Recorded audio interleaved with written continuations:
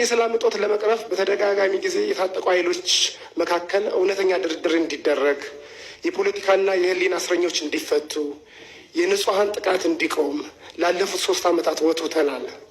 ሆኖም ምንም እንኳን መንግስት ቀደም ብሎ ከኦሮሚያ ታጣቂዎች ጋር በቅርቡ ደግሞ በአማራ ክልል ከሚንቀሳቀሱ የታጣቂ መሪዎች ጋር ድርድር አደረግኩ ቢልም ምንም የተሻሻለ የሰላም ሁኔታ እንደሌለ ነዋሪዎች ይገልጻሉ። አፋብን ወይም አማራ ፋኖ ብሔራዊ ንቅናቄ የሚል መጠሪያ ያለው 15 አመራሮችን የያዘ ድርጅት አማራ ክልል ያሉ ታጣቂዎች መስርተናል እያሉ ባሉበት ወቅት መንግስት ደግሞ እነዚህ ኃይሎች ከድርድር አግደናቸዋል ከሚሏቸው ኃይሎች ጋር ድርድር ላይ መሆኑ ለሰላሙ ምን ያክል ይጠቅማል? አዲስ ከተመሰረተው አፋብን ተብሎ ከሚጠራው ድርጅት ጋር መንግስት ድርድር ጀምሯል ወይ? እውነተኛ ሰላም እንዲመጣ ከተፈለገ መንግስት አፈንግጠው ከሚወጡ ታጣቂዎች ጋር ከመደራደር ለምንድን ነው ብዙ ጦር ሰራዊት ካላቸውና በአግባቡ ከተደራጁ ታጣቂዎች ጋር እውነተኛ ድርድር አድርገው ለሀገራችን ሰላም የማያጎናጽፈው? መንግስቶ ይህ ሰላምን ሳያረጋግጥ በተደጋጋሚ የሚነሳውን በርካታ የልማት ጥያቄ፣ የወደብ ጥያቄ፣ ስኬታማ ምርጫና ሀገራዊ ምክክርስ እንዴት ሊያሳካ ይችላል? አመሰግናለሁ። ልብ አመሰግናለሁ። እሺ፣ ይሄ ደግሞ ማብረጃው ነው። ይህ ጥቁሩ ከተቀባ በኋላ ይሄ ማብረጃ ይባላል። ለኪንታሮት፣ ለዓይን ህመም፣ ለጆሮ ህመም እባብ ከሆዱ የወጣ በጥቁሩ ነው። በዚህ ደግሞ አይኗ ነው የበራው። ስለዚህ ለዓለም አዳርሱ ምን በሉ መድኃኒዓለምን አመስግኑ። ይሄ ደግሞ የሚጠጣ ነው። ይሄ ቅባ ቅዱስ የሚጠጣ ነው። እንግዲህ ይሄ ሰው ነው እንግዲህ ቤተክርስቲያን ውስጥ አገልጋይ ተብሎ የተቀመጠው ማለት ነው። በርካታ ወንጀሎች ያሉበት ነው። በርካታ ቀኖና ቤተክርስቲያን የጣሰ ነው። እንደምታዩት ይሄ ሰው በጣም አጭበርባሪ ነው፣ ቀጣፊ ነው። በነገራችን ላይ ብፁዕ አቡነ አብርሃም በተክሊል ድረውት አላገባሁም ያለ ቀጣፊ ነው። በነገራችን ላይ ብዙ አሁን አንዳንዶቹ እንዲህ አይነት ንግግር ሲሰሙ እንዲህ አንተ ይሄ በቅናት እኮ በቃ አብድሃል ምናምን ይላሉ ማለት ነው። እኔ በሱ በምንም አልቀናም። በሱ ቅጥፈት እኔ አልቀናም። ምን በወጣኝና ነው በሱ ቅጥፈት ምቀናው? ኦርቶዶክሳውያን ፎሎ አድርጉን የምንላችሁ እንደነዚህ አይነት ቀጣፊዎችን ማጋለጥ እንድንችል ለበርካቶች መረጃችን እንዲደርስ ነው። ለበርካቶች ደርሶ በርካቶች ከስህተት ጎዳና እንዲመለሱ ነው። የቤተክርስቲያኒቱን አስተምሮ የሚገልጡትን ደግሞ ለማበረታታት ነው።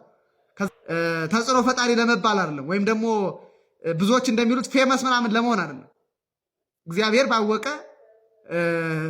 ፌመስነት ከእግዚአብሔር ይለያል። በእውነቱ እንዲያው ከታወቅንም በበጎ ምግባራችን በኦርቶዶክሳዊ ስብና በኢትዮጵያዊ ስብናችን እንጂ እንደነዚህ አይነት ወራዶች በሚሰሩት ስራ፣ የውርደት ስራ፣ የቅጥፈት ስራ፣ ግብረ ገብነት የጎደለው አገልግሎት፣ ንግግር እየተናገርን እየሰራን መታወቅ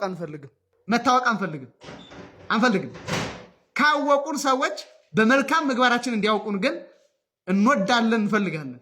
ምክንያቱም ከብዙ ባለጠግነት መልካም ስም ይሻላል ብሏልና ጠቢቡ። ስለዚህ ኦርቶዶክሳውያን ፎሎ አድርጉን የምንላችሁ እንደነዚህ አይነት ቀጣፊዎቹን ማጋለጥ እንድንችል ነው። ስለዚህ ይህን የሰማችሁ ኦርቶዶክሳውያን የምሰራቸው ቪዲዮዎችን የገባችሁ ኮፕሊንክ አድርጉልኝ። በእውነት ሪፖስት አድርጉ፣ ሼር አድርጉ። እንደነዚህ አይነት ቀጣፊዎችን በማጋለጥ ኦርቶዶክሳዊ አንድነትን መፍጠር ስለሚቻል ነው። ከዛ ውጭ ሌላ ምንም ፍላጎት የለኝም። ኦርቶዶክሳዊ ክርስቲያን ሁልጊዜ እንደምለው ጥንቅቅ ያለ አስተምህሮ፣ ስርዓት፣ ቀኖና፣ ትውፊት ያላት ናት። የምንሰማው ሚዲያ አላጣንም፣ የምናየው ሚዲያ አላጣንም። የቤተክርስቲያኒቱ ሚዲያ አለ፣ የማህበረ ቅዱሳን ሚዲያ አለ፣ የሊቃውንተ ክርስቲያን ሚዲያ አለ። እሱም የማስተዋወቅ ስራ ሁሉ በቀጣይ የምንሰራ ይሆናል። ሰላም። ከነነዌ ታሪክ ምን ቁም ነገር እንማራለን ካላችሁኝ አንደኛውን ልንገራችሁ። እሱም ምንድነው? ከእግዚአብሔር የትም ብንሄድ ማምለጥ እንደማንችል። እንዴት ካላችሁኝ እግዚአብሔር ዮናስን ወደ ነነዌ ከተማ ገብቶ ነነዌ ትጠፋለች ብሎ እንዲያስተምር ዮናስን አዞት ነበር። ዮናስ ግን አረ ይህንማ አላደርገውም አለና ከእግዚአብሔር ሽሽት ጀመረ። ወደ ጠርሴስ በመርከብ ሆኖ ማለት ነው መሸሽ ጀመረ። ከዚያ እግዚአብሔር ምን አደረገ? ነፋስ አስነሳና መርከቢቷን ዥዋ ዥዌ እንድትሰራ አደረጋት ማለት ነው። ከዚያ ያን ጊዜው ሁሉም ተጨነቁ ተሳፋሪዎቹ። ዮናስ ዕጣ ወጣበትና ወደ ባህር እንዲጣል ሆነ። አሁን ዮናስ በቃ ባህር ገብቼ ሞቼ ተገላግሌ እገላግለዋለሁ ከእግዚአብሔር አመልጣለሁ ብሎ ነበር። ነገር ግን በባህር ውስጥ ደግሞ እግዚአብሔር አሳ አንበሪን አዘጋጀ። ያ አሳ አንበሪ ዮናስን ዋጠውና በሕይወት እግዚአብሔር በአሳ አንበሪ ሆድ ውስጥ ዮናስን 3 ቀን እንዲውልና እንዲያድር አደረገው።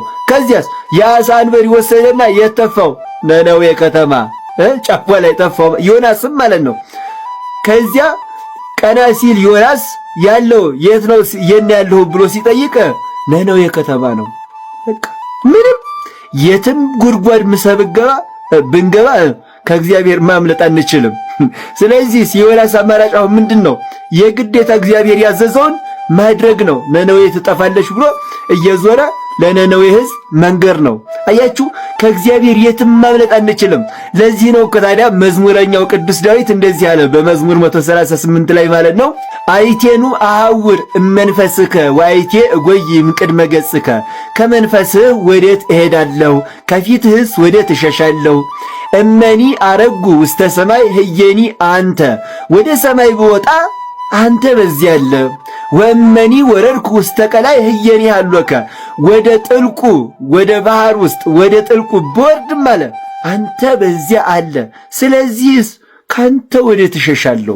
ከእግዚአብሔር ወዴት እንሸሻለን? አያችሁ፣ የትም ቦታ ብንገባ ከእግዚአብሔር ማምለጥ እንደማንችል ከነነዌ ታሪክ ከዮናስ እንማራለን ማለት ነው። እስቲ ሁላችሁም ኮመንት ላይ ካንተ ወዴት እሸሻለሁ እያላችሁ ጻፉ። ከእግዚአብሔር ወዴት ይሸሻል እና ካንተ ወዴት እሸሻለሁ እያላችሁ ሁላችሁም ኮመንት ላይ ጻፉ። ቪዲዮውን ሁሉም ሰው እንዲማርበት ለሁሉም አዳርሱት። ቤቱን ፎሎ አድርጉ። እወዳችኋለሁ። ክብር ባሉልኝ። ሳልናገረው ይገባሻል፣ የውስጤ ሁሉ ይታይሻል። እረሽ እናቴ ተራጂኝ፣ ያላንቺ ለኔ ማናለኝ?